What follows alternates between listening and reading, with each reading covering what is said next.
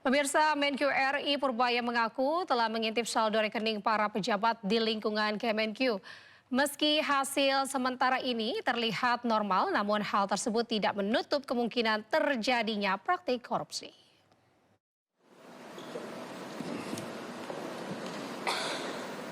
Menteri Keuangan RI Purbaya Yudisadewa ungkap bisa mengakses informasi rekening para pejabat eselon 1 hingga 3 di Kementerian Keuangan. Hal itu disampaikan Purbaya usai melantik sejumlah pejabat di lingkungan kantor wilayah DJP Jakarta Utara pada Kamis lalu.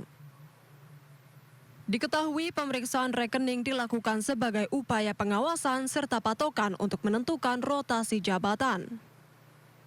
Selain itu, pengecekan rekening tabungan ini dilakukan di luar laporan harta kekayaan penyelenggara negara yang telah dilaporkan sendiri oleh para pejabat Kementerian Keuangan ke Komisi Pemberantasan Korupsi.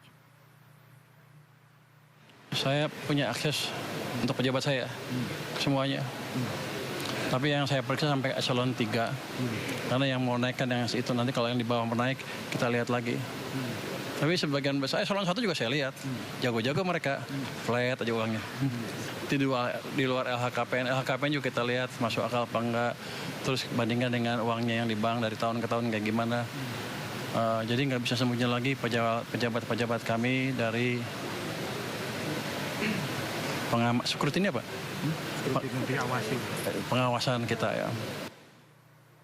Menurut hasil pengamatan Purbaya, sejauh ini ia tidak melihat adanya peningkatan drastis saldo rekening para pejabat Kementerian Keuangan khususnya dari pajak. Meski demikian, Purbaya pastikan akan lakukan pengawasan ketat hingga celah-celah yang dimanfaatkan oknum dapat terdeteksi. Dari Jakarta, Tim Liputan iNews melaporkan. Pemirsa, tanah longsor terjadi di Desa Krompeng, Kecamatan Talun, Pekalongan. Peristiwa tersebut timbulkan kepanikan warga.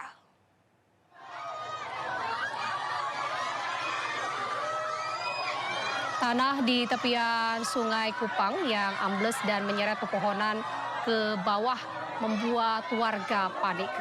Peristiwa terjadi pada kemarin siang usai sholat Jumat.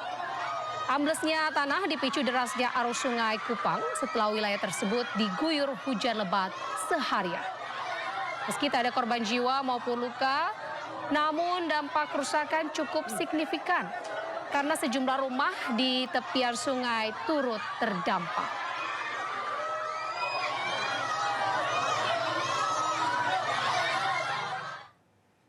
Pemirsa, bencana longsor besar melanda Desa Pasir Langu, Cisarua, Kabupaten Bandung Barat pada Sabtu pagi.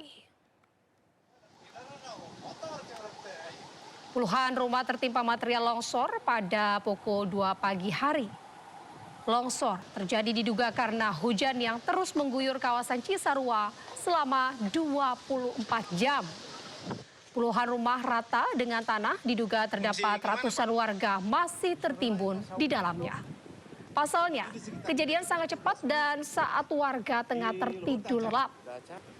Hingga saat ini, tim gabungan masih melakukan evakuasi. Namun cuaca dan longsor susulan mempersulit petugas. Hingga saat ini petugas belum memperoleh jumlah pasti korban tertimbun.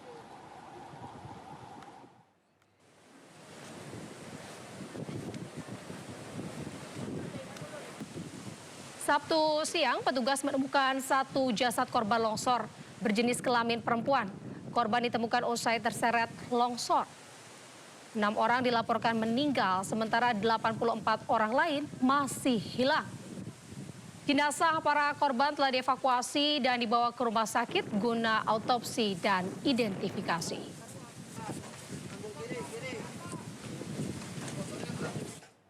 Pemirsa, Kodam Jaya Jayakarta bergerak cepat membantu penanganan banjir yang melanda sejumlah wilayah Jakarta dan Bekasi melalui Kodim 0509 Kabupaten Bekasi serta Yonif TP 843 PYF. Prajurit TNI ini diterjunkan ke lokasi terdampak. Bersama unsur Forkopimda dan instansi terkait, prajurit Kodam Jaya melakukan berbagai langkah tanggap darurat, di antaranya mengevakuasi warga terdampak banjir serta menyalurkan bantuan makanan siap saji untuk memenuhi kebutuhan dasar masyarakat.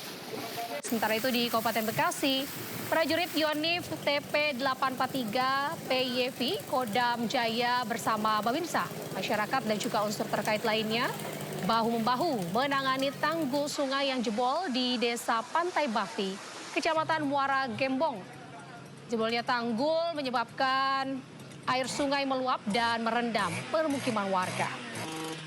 Selain perbaikan tanggul, Kodam Jaya melalui Kodim 0509 Kabupaten Bekasi juga menyalurkan bantuan kemanusiaan di Kampung Bendungan. Lokasi terdampak tanggul jebol, bantuan berupa ribuan karung pasir, mie instan, roti, dan karpet.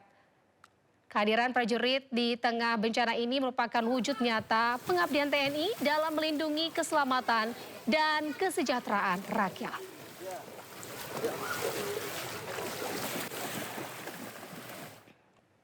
Pemirsa,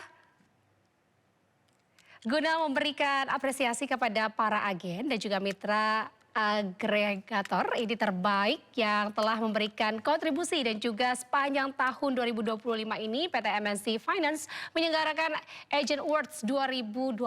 Apresiasi ini sebagai bentuk dukungan bagi para agen dan juga mitra yang berkembang bersama MNC Finance.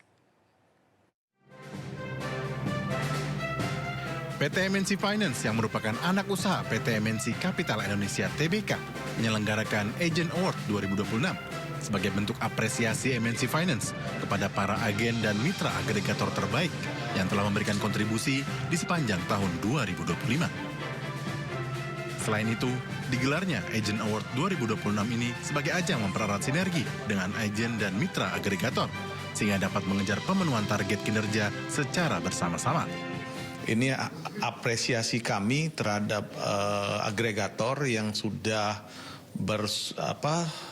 mensupport MNC Finance selama 2025 ya. Jadi hari ini kami ada 3 pemenang seperti biasa. Nomor 1 itu dari Taktis, nomor 2 dari Favorit, nomor 3 dari Utuh. Dengan adanya Agent Award ini sebetulnya kita poin utama adalah sinergi. Jadi sinergi di 2026 harapannya bahwa kontribusi dari masing-masing agent atau agregator ini akan bertambah, sinergi juga semakin baik. Adapun 3 agregator yang berhasil meraih juara pada Agent Award 2026 MNC Finance yakni PT Taktis Maju Sejahtera, PT Biru Konsultasi Indonesia atau Favorit.id, dan PT Karbay Service Indonesia. Ketiga para juara Agent Award 2026 tersebut berhasil meraih reward dari MNC Finance berupa sepeda motor yang diberikan langsung oleh direksi MNC Finance.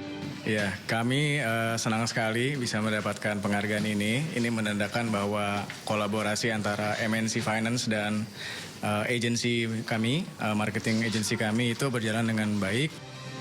MNC Finance terus memberikan apresiasi kepada para agen dan mitra agregator sebagai bentuk apresiasi dan kontribusi untuk tumbuh kembang bersama. Dari Jakarta, Ricky Anwar di iNews melaporkan.